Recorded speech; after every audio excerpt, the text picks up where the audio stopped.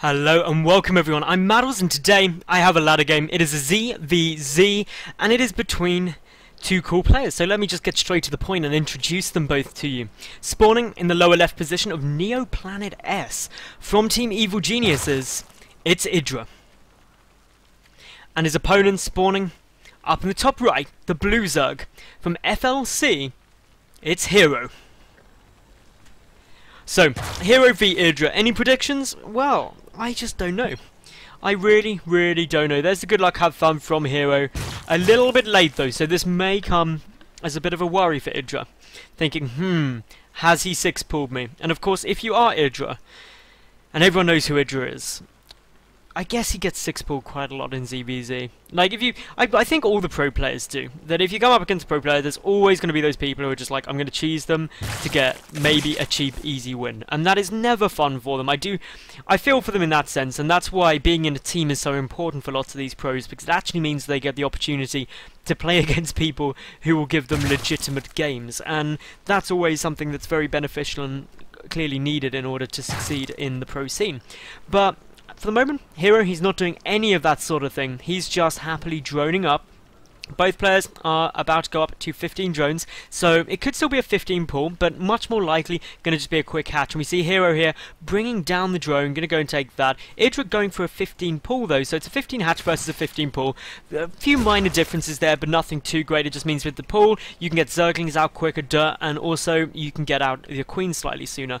But the knock-on effect from the Queen is you get 4 lava a little bit quicker than you will out of the hatchery just due to the inject mechanic, but due to not having a hatchery down quite as soon, it does delay obviously your mid and, well, the kind of longer term lava production, because you'll obviously not have a second queen injecting quite as soon, and there's a lot of really complicated maths, and if you look on Team Liquid you can find some really good information of a comparison of the two builds. But Hero actually going really greedy. He's going for the gas after the hatchery, then the pool last. This means that he can get out speed slightly quicker, but his Zerglings and Queens are quite heavily delayed, and that's something that he does need to watch out for. EGIdrA starting up his natural, getting up the gas now following this on. The Queen already started, as we can see, so this is starting to look a bit more normal, and this is going to give us a bit of a chance to talk about, hang on, what does this map have in store for us? Well, why am I looking at the third base location for Hero? It's because this third can be a little bit awkward to secure. For a start, if you move some units up, then there's obviously a big attack path to the south of your natural people can come in. But if you don't come up here, well, obviously Zerglings or whatever can run through here past the rocks and attack your third, and then you've got to bring units up, engage in a bit of an awkward position where they can get a really nice attack arc on you, and just generally it's a bit of a pain. There's also this ramp here, which means that ultimately, if units do manage to park themselves here for your opponent, then you're pushing up into a ramp, and that's never a good advantageous position to be in. So that's why a third can be a little bit awkward. There's also the option that, or the potential that you're going to be expanding towards your opponent. No matter which way you go, you shorten the rush distance, and that's also something that a lot of players aren't too fond of. But EGIdrA, he's fond of getting out his Baneling Nest. He starts that before he starts Zergling speed, so a lot more defensive. Meanwhile though, we see that currently for Hero, he's doing nothing but pumping a lot of drones. He does still have 3 drones in gas. His spawning port is already half done, and he now starts his own Baneling Nest, roughly about 20 seconds behind that of EGIdrA. So not a big difference. Both will be able to use Banelings defensively, and EGIdrA will have a small period of time where he could try and use them offensively, but it is a very small window of opportunity. This Overlord just getting pushed back, and that's a really smart thing to do, because if you push the Overlords back, basically what that allows you to do is prevent EGIdrA from seeing precisely what moves out. There's now the option for Zerglings to sneak out down the bottom of this natural, coming straight over to attack, and EGIdrA wouldn't get the vision until this Overlord to be able to say, "Ooh, I better make some units." And that's actually quite a big percentage of the rush distance not known about, and that's something that obviously EGIdrA will want to try and fix fairly soon. But for the moment, just getting down some defensive Banelings, as we can see. The Spine Crawler also, the Baneling Nest and the Queen all tucked up really nicely, just getting a good defensive position. Second, third, and fourth gas all coming down here for EGIdrA. That's just going to allow him to come and get some Mutalisks out. But as we can see, some Zerglings running across the map. And this is exactly why EGIdrA wanted this Overlord here, so we can see all of this coming through. But in we come, Banelings are morphing. EGIdrA now in a bit of a panic, getting a lot more Banelings out, a lot more Zerglings in production as well. But this is a big flood from Hero, who is supply blocked unfortunately, but he's just putting a lot into a commitment of this attack. EGIdrA can see exactly how many Banelings are here, and you've got to send the Banelings in 2 at a time. You need to be careful not to lose any Zerglings. 2 big Baneling hits, that's the key thing here, but already the Banelings are on their way forward. The Spinecrawler doing a good job of clearing them all out. 3 Banelings will kill morphing Banelings, but for the moment these Speedlings coming in to the main base are going to be able to do a lot of damage. The Queen gets focused down very quickly here, and EGIdrA losing that is going to be frustrating because he's going to lose some of his production, but he does have Banelings coming in. This is all going to come down to good control, and as long as he controls these Zerglings well, actually Hero's not going to be in too much of a bad spot. We've got more Banelings morphing though, more Zerglings on their way. EGIdRA's pulled all the drones. I don't believe he's taken too many worker losses. No, only 2 workers have died so far, so it's just lost mining time.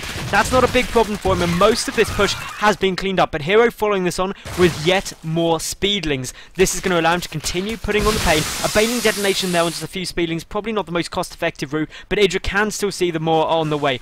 EGIdRA just starting up his Spire now. We can see the no lair has even begun yet for Hero, so if the Mutalisk and if the Mutalisks do actually manage to make it to the field before this push either kills EGIdRA or does a lot of damage, guess what? Hero has only got Queens and Spores for anti-air defense. That's going to be a really tough position for him and is not going to be really a game-winning situation.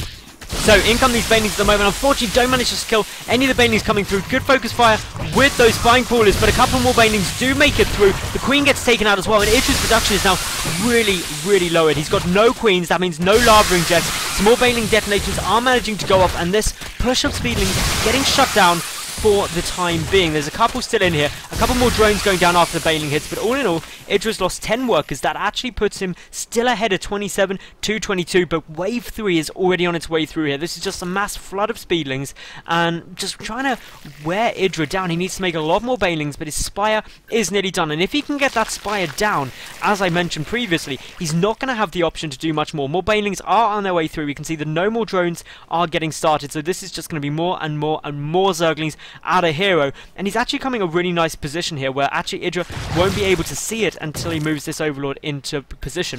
But there's a great Baneling hit goes down there for EGIdRA. Really good control here, but of course a lot more Banelings are available for Hero at the moment. You want to use 2 Banelings to kill a minimum of 2 Banelings and some Zerglings to be cost effective, but for the moment it looks like yet again EGIdRA's made a very good hold. He's ahead in supply and getting the first Mutalisk out, but in addition to that, Hero, he's just pumping a lot more Lings. He's banking up an awful lot of minerals, so this is actually something that he's not really prepared to deal with. But EGIdRA producing all of these Mutalisks doesn't really have much else there. Hero pumping an awful lot of drones, so his aggression is going to subside for the moment. He's making some Spore Crawlers in order to try and hold off against these Mutalisks, but he's doing quite a large amount of damage here, killing nearly double the workers he killed, actually now exactly double the workers he killed in the first few pushes with just a handful of Lings, and this is actually putting EGIdRA massively behind after that 10 drone wave, and this is something that Hero, if you can fend off the Mutalisks with these Spore Crawlers, is going to put him in a really nice spot, because he's got a good worker advantage after that push, 8 workers, and EGIdRA's pumping more units and more Mutalisks. So he's really in a position where he has to do a lot of damage,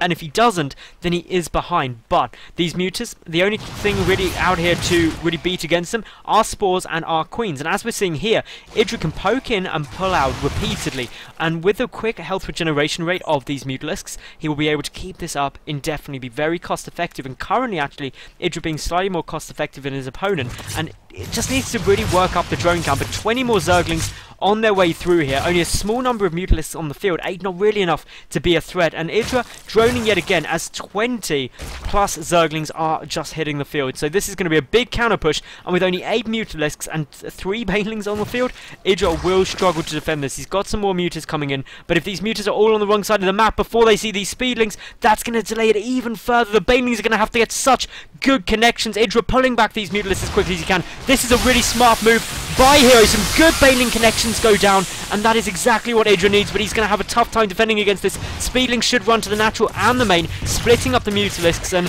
the Queen trying to get in the best position it can, but these Mutas are having a tough job trying to fend off all of these Zerglings. Behind this, just 20 more Lings on their way out for Hero. And EGIdRA already behind in the worker count. He cannot afford to keep cost ineffectively trading against these Zerglings, losing the drones to the Zergling run-bys, because ultimately Hero can just keep sending them. He's starting his own lair. He's got a good anti-air defense for the moment anyway. These Queens are getting a little far forward. Another Zergling run-by coming straight through the top. Really smart move, rallying it away from the normal attack paths and the Overlord placement, because this means they'll come by surprise, and as a result, EGIdrA has not started any Zergling production. He's droning still as this big group of Zerglings are about to come running in. There's probably going to be another wave on its way soon as well, because there's a lot of lava out at the moment and no drones as of yet. So that's what I'm really keeping an eye out for. Are we going to see yet another big wave of Zerglings come from Hero? Because he's waiting with these ones, but no, just some Banelings going to start morphing, and here we go. There's the additional Zerglings coming in, ready to sync up with the Banelings, completing these additional gas geysers, getting focused down from the Mutalist. The Queen count getting a little bit lower, only currently 2 out for Hero, but these Banelings, these Zerglings ready. The next flooding wave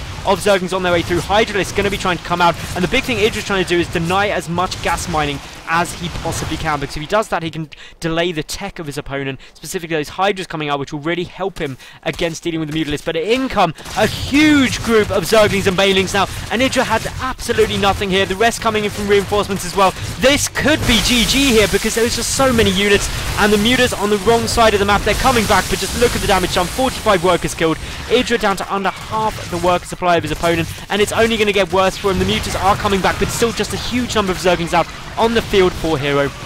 And yeah, this is not looking good in the slightest for EGIdRA. He does still have those Mutalisks out, but without doubt the Hydra's going to get started any second, and there we go. And this, with the Hydras, as soon as EGIdRA sees that, he's got just a handful of drones left. 3 drones against 35.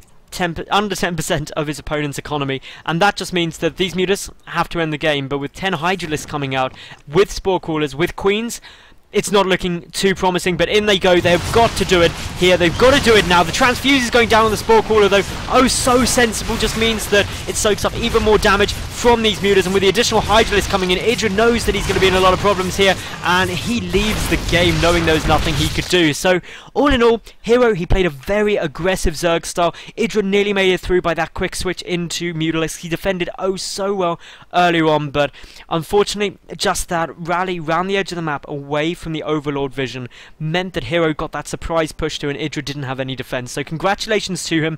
I hope you all enjoyed the cast. If you did, make sure you like the video, leave a cool comment and subscribe. I get new games up daily, so I'll see you all tomorrow for yet another new cast. I'm Madals, thanks for watching, and bye for now.